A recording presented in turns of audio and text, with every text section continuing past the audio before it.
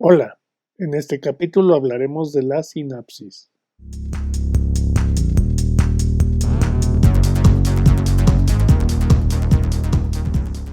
Punto número 1. Vamos a empezar con la definición.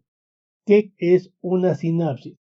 Una sinapsis es el punto de comunicación entre dos neuronas. Solamente le denomino sinapsis al punto de comunicación entre dos neuronas. Si se va a comunicar, por ejemplo, la neurona con músculo, ya no le voy a denominar sinapsis. A eso le voy a denominar placa neuromuscular. Segundo, cuando hablamos de sinapsis, vamos a encontrar que existen en realidad dos tipos de sinapsis, las sinapsis químicas y la sinapsis eléctrica. ¿A qué le vamos a denominar sinapsis química?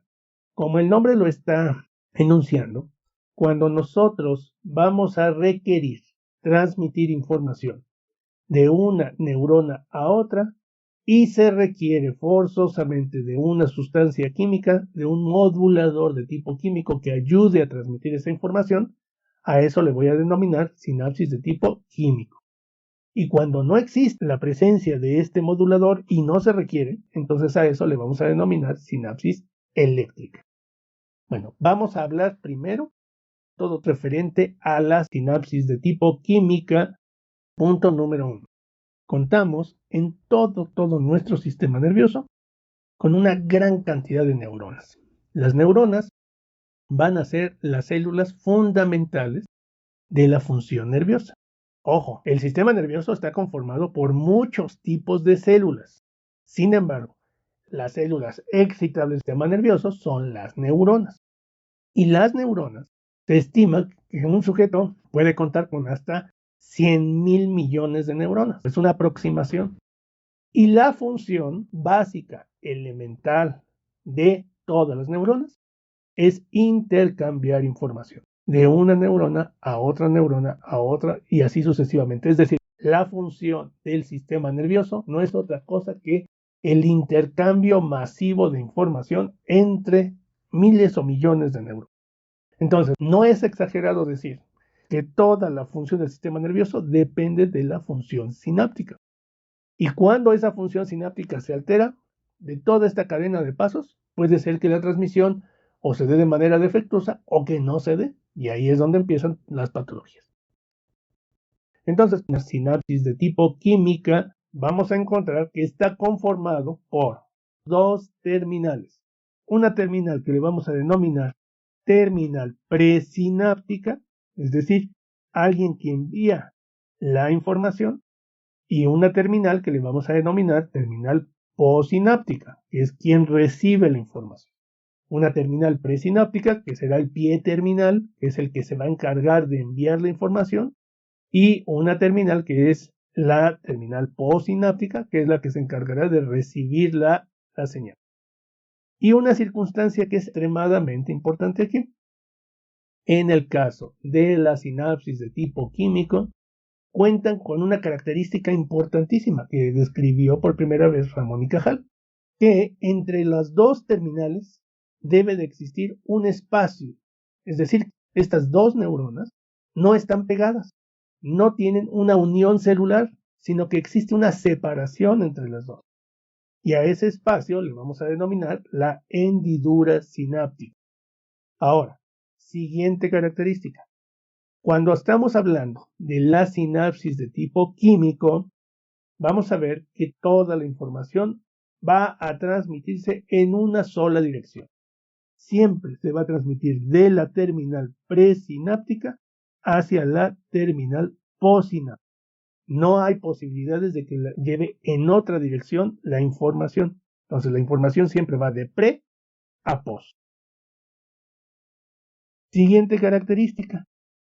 ¿Cómo vamos a establecer quién es la terminal presináptica y quién es la terminal postsináptica? Y eso es extremadamente fácil de establecer. Aquí tengo dos terminales.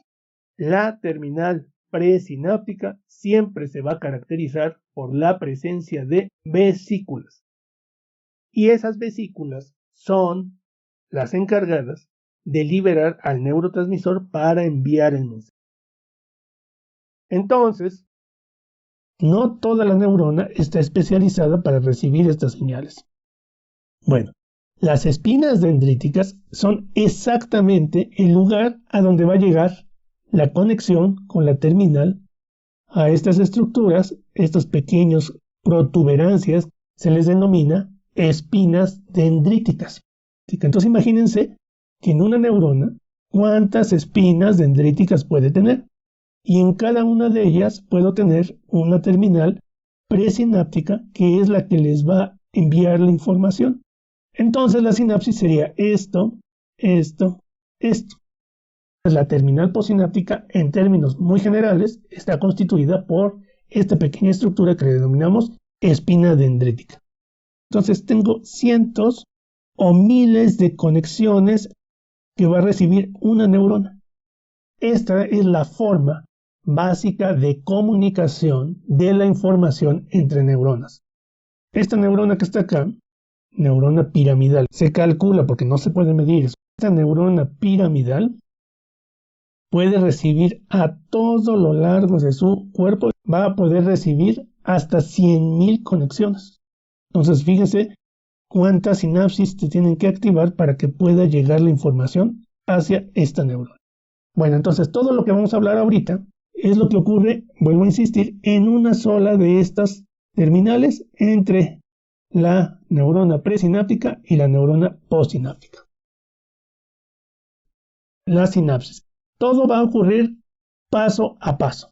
Para que se transmita la información tiene que cumplirse una serie de pasos que se deben de dar para transmisión. El primer paso que se requiere para que se dé la transmisión es la llegada del potencial de acción a la terminal presináptica. Y por lo tanto, al llegar el potencial de acción a la terminal presináptica, se va a producir una despolarización. Es decir, si no llega la señal eléctrica a la terminal, no hay transmisión. Si utilizamos un bloqueador de canales de sodio como la lidocaína, la gilocaína, y no hay despolarización, pues tampoco va a haber transmisión. Ahora, segundo punto. En la terminal presináptica vamos a encontrar una gran cantidad de canales de calcio sensibles al voltaje. Entonces, una vez que llega la despolarización, ¿qué va a provocar? Va a provocar la apertura de estos canales de calcio. Y al abrirse estos canales de calcio, ¿qué van a hacer? Van a provocar la entrada de calcio hacia el interior de la terminal. Vamos a decir dos cosas. Uno, las concentraciones de calcio son mucho mayores en el exterior que en el interior. Se calcula que son 100.000 veces más concentrado el calcio extracelular que el intracelular. 2. El calcio se le denomina que es un ion neurotóxico. ¿Qué quiere decir eso? Que si por alguna razón entra demasiado calcio al interior de una neurona, puede matarla. El calcio es un ion que va a tener funciones muy importantes eléctricas, pero en demasía puede provocar la muerte neuronal. Por lo tanto, se va a tener un estricto control del calcio intracelular que nada más haga su función. Entonces, aquí hay que considerar algo. Si por alguna razón bloqueo, quito el calcio o no permito de cualquier forma que entre el calcio a la célula, a la terminal presináptica, el botón presináptico, no se va a dar la transmisión sináptica. Una forma de bloquear la transmisión es evitando que le ando bajando las concentraciones de calcio. Ahora, si estamos diciendo que el calcio puede ser un elemento neurotóxico, ¿para qué quiero que entre? Bueno, el calcio tiene muchísimas funciones, no solamente es un ion, sino, por ejemplo, desde el punto de vista químico, vamos a tener que tiene una función de cofactor, va a favorecer que se lleven a cabo determinadas reacciones. ¿Para qué quiero que entre el calcio? Entonces vamos al punto número 3. Ya que entró el calcio al interior del botón presináptico, vamos a encontrar lo siguiente. Entonces tenemos que hacer un pequeño paréntesis. Toda la neurona y todas las células tienen su membrana celular, sus organelos, y una de las estructuras más importantes de las células que son el citoesqueleto, que está conformado por tubulina, por miosina y por actina. Principalmente serían las proteínas que conforman el citoesqueleto. Estas proteínas que van a conformar el citoesqueleto en muchas ocasiones son proteínas monoméricas, que requiere que se vayan uniendo varias para formar un polímero. Y el calcio va a ser justamente el encargado de ser el cofactor de esta polimerización. ¿Qué quiere decir? Que lleve a cabo un proceso de polimerización, que se empiecen a ensamblar y empiecen a crear una estructura más grande. Y vamos a pensar que en el botón terminal, mi citoesqueleto está despolimerizado. Una vez que entra el calcio, en este punto, va a iniciar la polimerización de la actina.